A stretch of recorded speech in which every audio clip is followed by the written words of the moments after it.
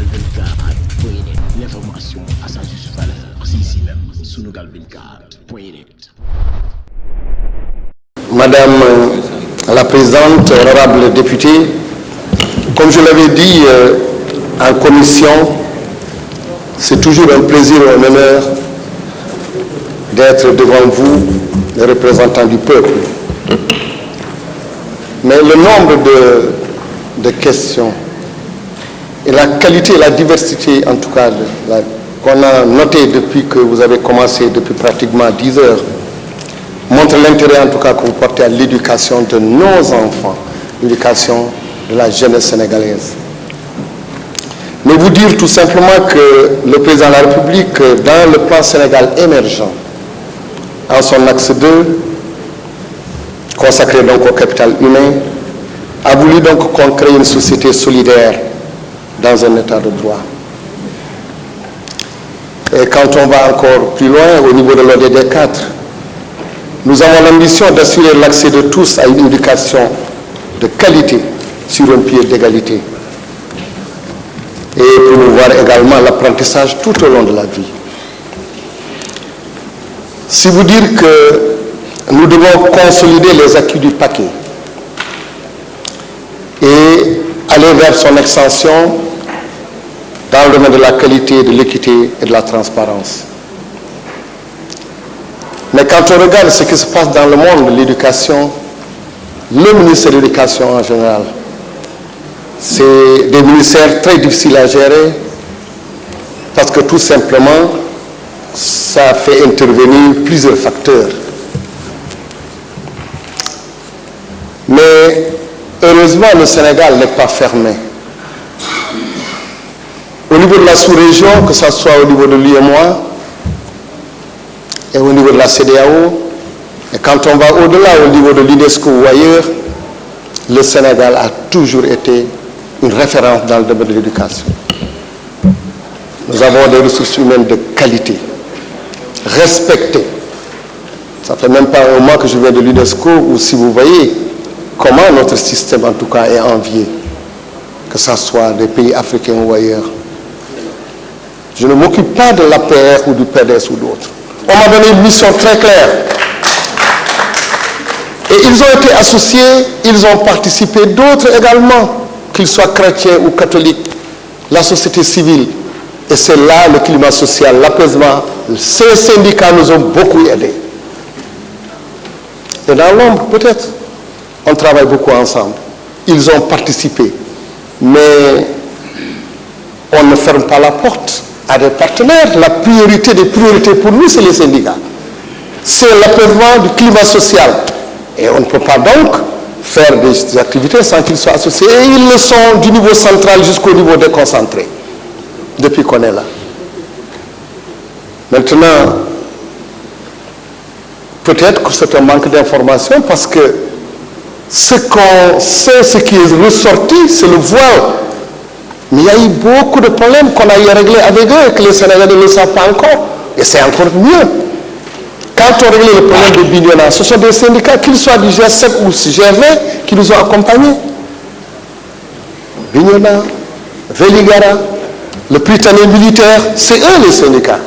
C'est dommage que je voulais répondre directement quand la personne est là. Ils ont participé à la résolution des problèmes avec nous, qu'ils soient du G20 ou du G7, je vous le dis.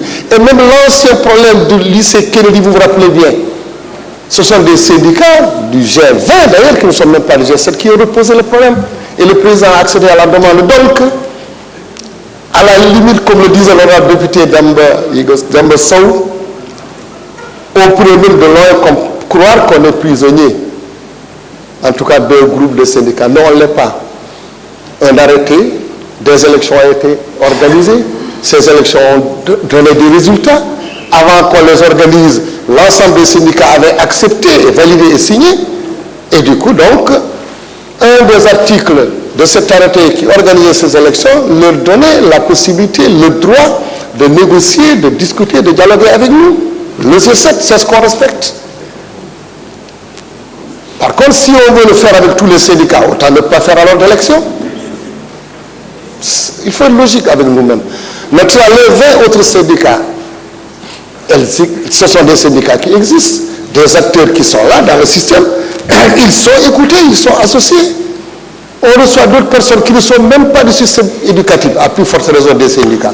Donc nous sommes ouverts vraiment à tout le monde, à tous les acteurs, parents d'élèves, société civile, syndicats, dits majoritaires ou non, mais quand il s'agit de négocier, nous négocions avec le G7. Le monde est différent, donc nous devons être en mesure de former, d'être dynamiques dans nos offres de formation continue de nos enseignants. Formation de nos enseignants, formation également de ceux qui gèrent, qui pilotent notre système. Nous aussi, on a besoin d'être formés. Les questions sont différentes. On ne peut pas se lever un beau jour, on vous dit vous êtes devenu proviseur, vous étiez professeur hier, aujourd'hui vous êtes proviseur. C'est de l'administration, c'est des finances, c'est aussi les ressources humaines. Donc, troisième priorité des priorités, la formation d'une manière générale de l'ensemble de nos fonctionnaires, qu'ils soient créateurs ou qu'ils soient aussi gestionnaires de nos structures. Quatrième priorité, l'accès. L'accès, on peut le résumer à une école de tous, une école pour tous. Au nom de quoi on s'occuperait des enfants qui sont peut-être destinataires, d'autres non. Au nom de quoi on s'occuperait des enfants qui sont à l'école, entre guillemets, dite école, comme on a toujours connu, et qu'on ne s'occupe pas des autres enfants qui sont dans les daras ou qui sont ailleurs. Voilà, donc l'accès donc, à tous par rapport à l'éducation. Et enfin, et là je suis très content parce que tout le monde le dit, il faut qu'il y ait un retour aux valeurs. Les valeurs. L'école de la République, l'éducation morale, patriotisme, respect. Et donc ce cinquième point est essentiel, il est capital. Dans certains pays, vous voyez, à chaque fois qu'ils se lèvent, ils disent mon pays, ils parlent. Mais cette fierté, elle part de l'école. Le respect des anciens, les comportements. Donc l'éducation aux valeurs, nous devrions revenir sur ces points-là. Donc vous voyez, à travers ces 5 priorités, c'est comme si on a brassé tout en fait. Et chacune des priorités, on a défini comment travailler pour atteindre nos objectifs. Le dialogue social, comment faire. Et vous verrez que nos partenaires sont associés dans tout ce qu'on fait. Quand on arrive à la deuxième priorité, d'autres indicateurs nous permettent de voir où est-ce qu'on en est. Donc c'est comme ça qu'on a voulu en tout cas aller vers la résolution de ces problèmes. Maintenant, une directive essentielle du président de la République. Si on regarde le baccalauréat de l'année dernière, 78% des bacheliers, ils sont passés leur bac uniquement dans les séries littéraires. Il n'y a que 22% qui ont fait des sciences et techniques. Mais ça ne peut pas continuer. Sciences et techniques, au moment où on parle de Sénégal émergent, au moment où on parle du développement du secteur primaire, agriculture, élevage, pêche, qui a besoin des scientifiques, des ingénieurs, des techniciens moyens. Au moment où on a besoin du secteur secondaire, l'industrie, avec tout ce qu'il faut comme science. Et donc, il n'y a que 22%. Alors, le président dit qu'il faut qu'on réoriente l'ensemble de nos enseignements dans les sciences et techniques. Mais pour le réorienter dans les sciences, il ne suffit pas d'atteindre la classe de seconde, première pour parler de sciences. Non. Non. D'autres l'ont essayé, mais nous pouvons le faire. La science, on ne peut pas dire que les mathématiques ne sont pas accessibles.